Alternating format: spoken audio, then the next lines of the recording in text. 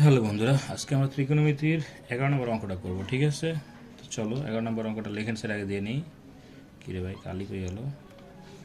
এখানে বলছে সেক সেকে প্লাস 10a, আর এখানে কি বলছে কোসেকে প্লাস কটে। এখন দেখো এই সেকে প্লাস 10কে ভ্যানিশ করতে হলে এটারে কি করতে হবে, অপোজিট সাইন দ্বারা উপর নিচে গুণ করতে হবে। আগে এটাকে লিখে লই, সেকে প্লাস 10 এটাকে লিখি। এখানে কি হবে, কোসেকে প্লাস কটে।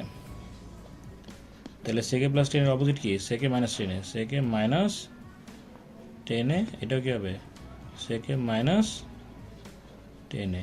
আর কোসেকের অপোজিট কি, কোসেকে মাইনাস কটে। হ্যাঁ, এখানে হবে কোসেকে মাইনাস কটে। এখন দেখো সেকে প্লাস 10 সেক মাইনাস 10, তাহলে কি হবে সেক স্কোয়ার মাইনাস 10 স্কোয়ার। ঠিক আছে, আর ওই পাশে কোসেকে মাইনাস কটে তো আমরা লিখবই।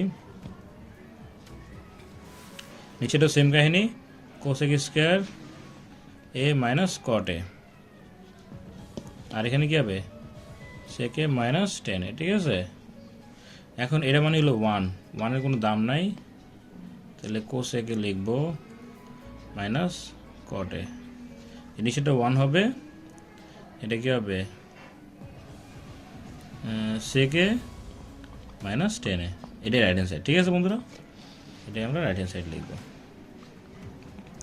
প্রুভড। এখন দেখো আরেকবার বুঝাই দিই।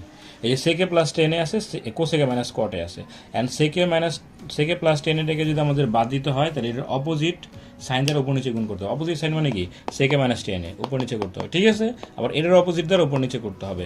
সেক plus 10 sec minus 10, sec square minus 10 square, এটা যা আছে তাই। Cosec plus cot cosec minus cot, তাহলে cosec square minus cot square, sec minus 1, এটা মানে হলো 1, এটা মানে হলো 1, উপরে যা আছে তাই, উপরে যা আছে তাই। এটাই লাস্টে রাইট হ্যান্ড সাইড আর প্রুভ হয়ে যাবে। ঠিক আছে বন্ধুরা, সো আজকে এতটুকুই থাক।